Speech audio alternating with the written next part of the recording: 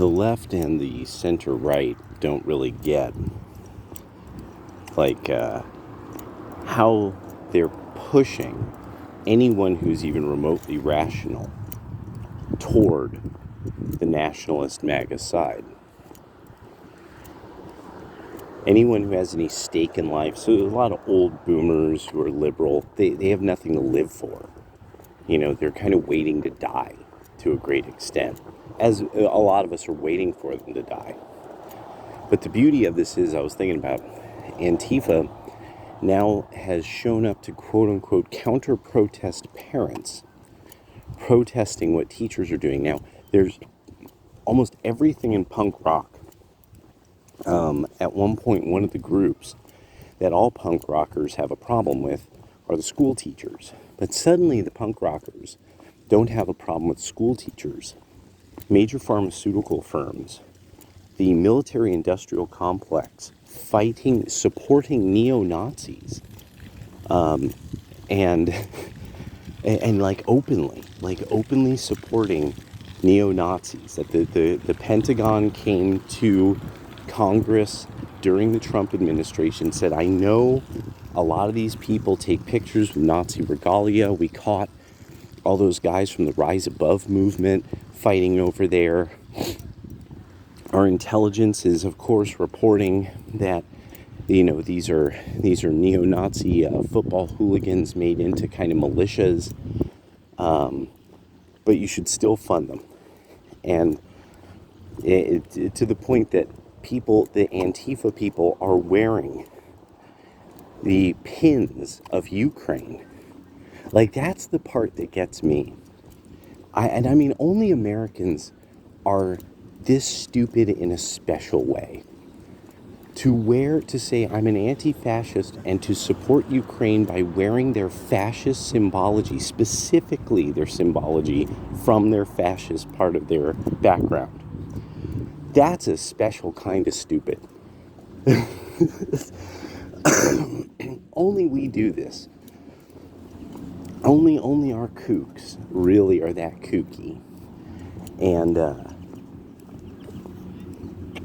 so if you're even remotely informed about Ukraine or its history, that's pushing you away. That's pushing you away from support for Ukraine. It's pushing you away from the people who are pro-Ukraine. Gotta thank you for that, Antifa. Then when it comes to what parents objecting to what their kids are seeing in school, these are people who live in Los Angeles. They've chosen to live there. And they've chosen to stay there. They just haven't gotten all their stuff and just were like, well, they're gone. They're moving to someplace else. No, they like Los Angeles. They have like a community in Los Angeles. Their kids have friends in Los Angeles.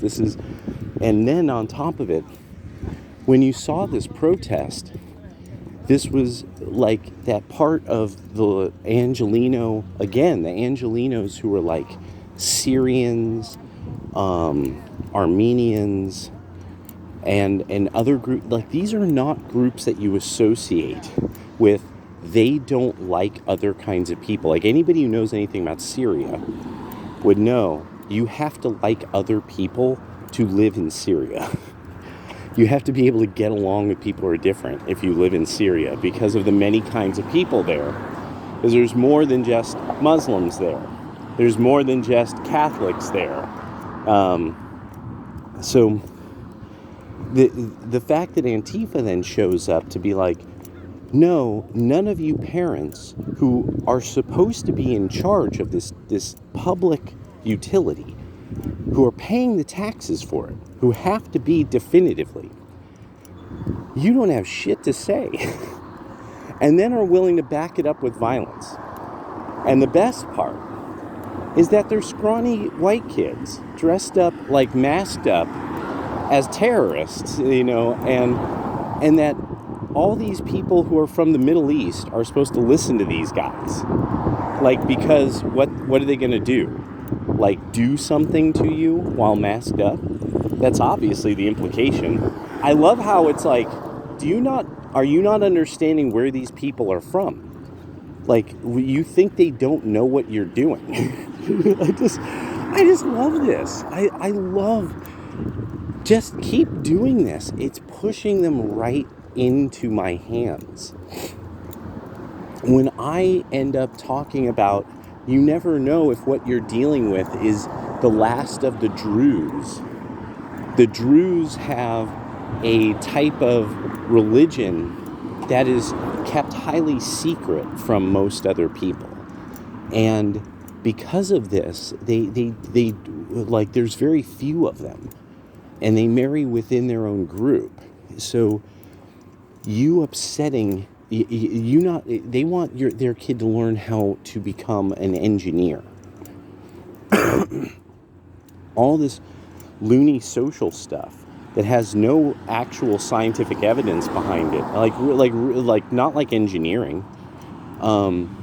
There's no percentage of gender, and so it's, and that's why they don't want it, and because they want their people to live on, they want their lineage to live on. So an important part to think about this is now more and more, you see, what's obviously being said. The advocates for this are saying, though you're the parents, you are inherently not important. You're inherently not important. And you're also kind of the problem, because you will make your kids think things that we can't know what you're making them think. And making them think that this is like by force, that you are brainwashing them. The parents brainwash children. See, this is that whole area of, like, when the mask really on their projection comes off. So, and then also it tells you a lot about, very likely, the upbringing of almost anybody who's an advocate for this shit. The idea that they think their parents brainwash them into not kicking a dog. I mean, what's wrong with these fucking people? There's a reason your parents are the primary instructors in morality and such like. That's what we're counting on. In fact, teachers are counting on that. That's sort of a necessity. One of the biggest problems, really, in education is that there's all these parents who haven't really prepared their children to properly deal in a semi-formal situation with somebody like an instructor. To how to compose one's thoughts and speak in a way that addresses the instructor with what is impersonal. I think that's a dispassionate way.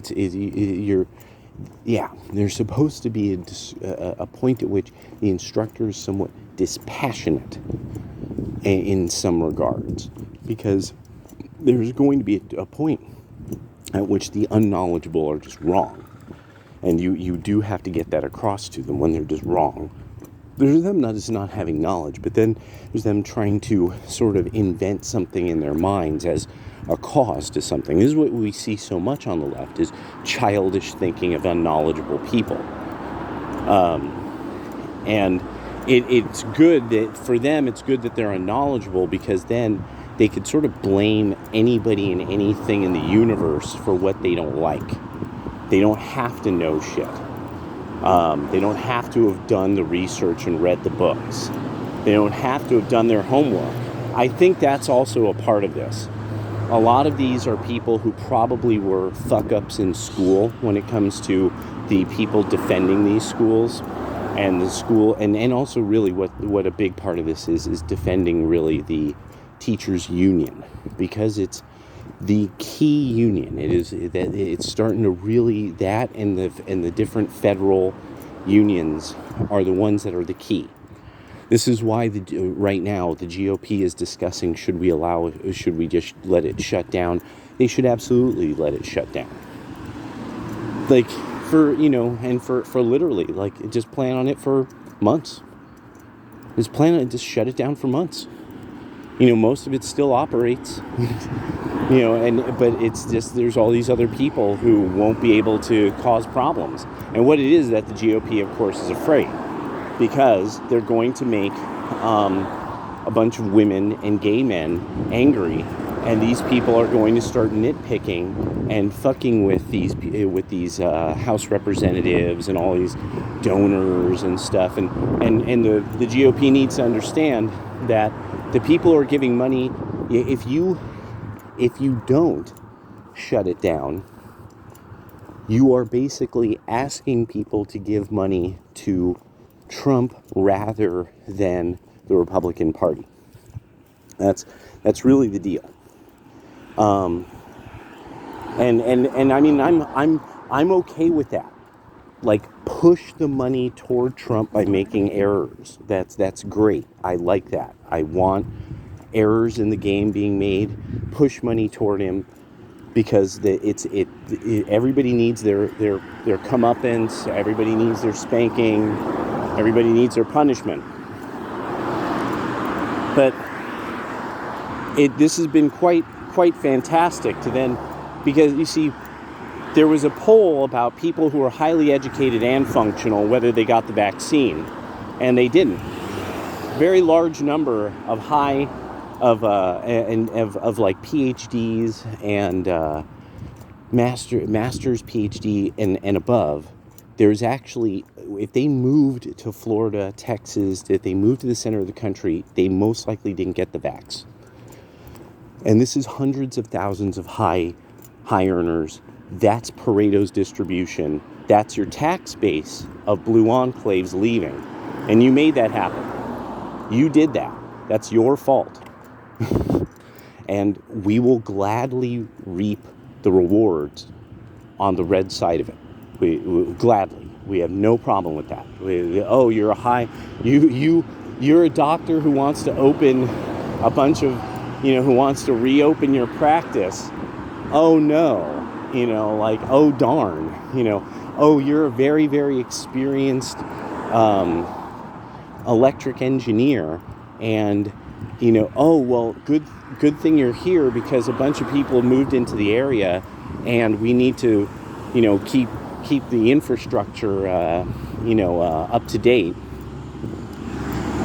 Now, another thing, I just want to map out a few of these that I just ran into. I just thought of just as I'm walking. I'm just drinking some coffee, and I'm like, oh, I remember when you did this. And now the next thing is that there's obviously still somebody holding back on letting out that Jan 6 footage. Tucker is holding back on it, and I'm not sure exactly why.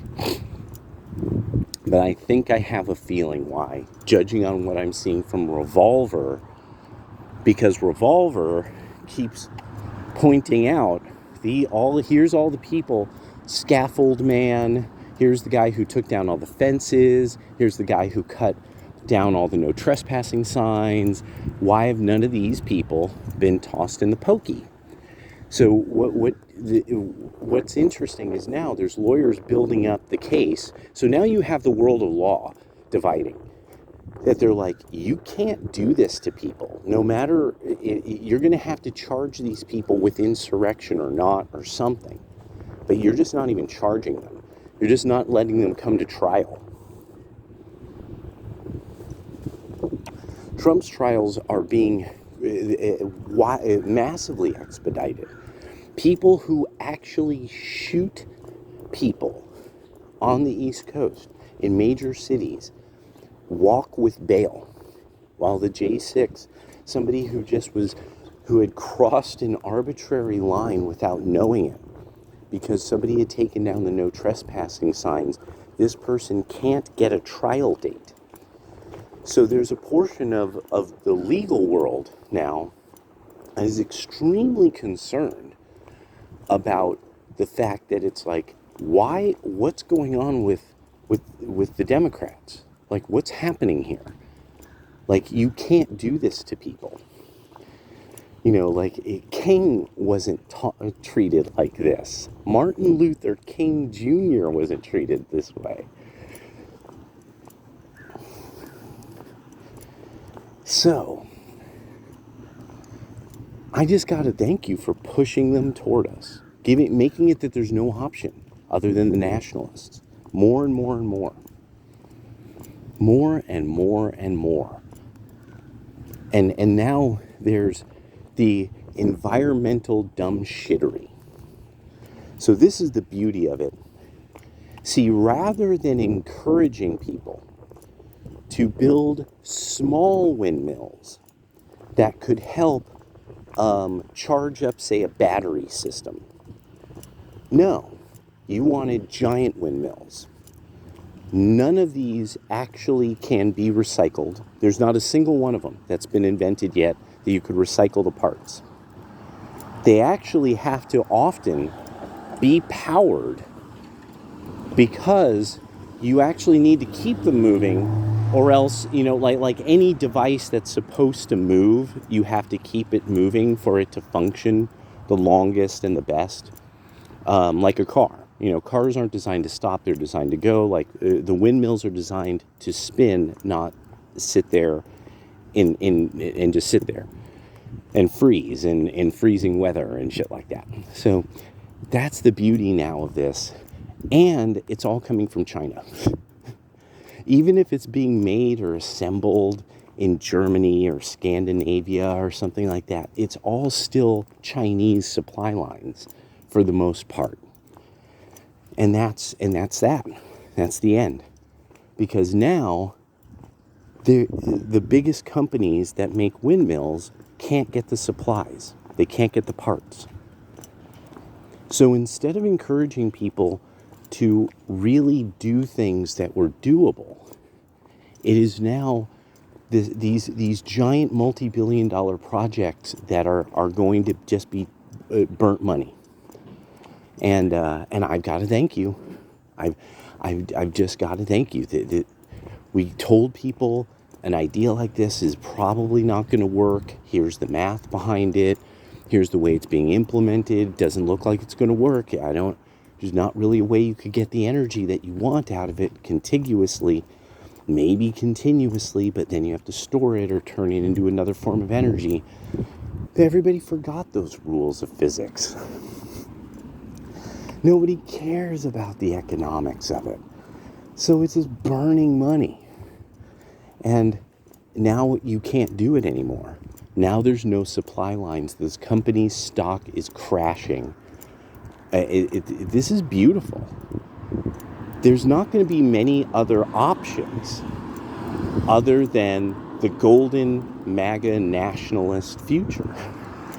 And when South America starts bragging about how locking people up has worked for them, when El Salvador's like, yeah, locking these guys up has totally worked.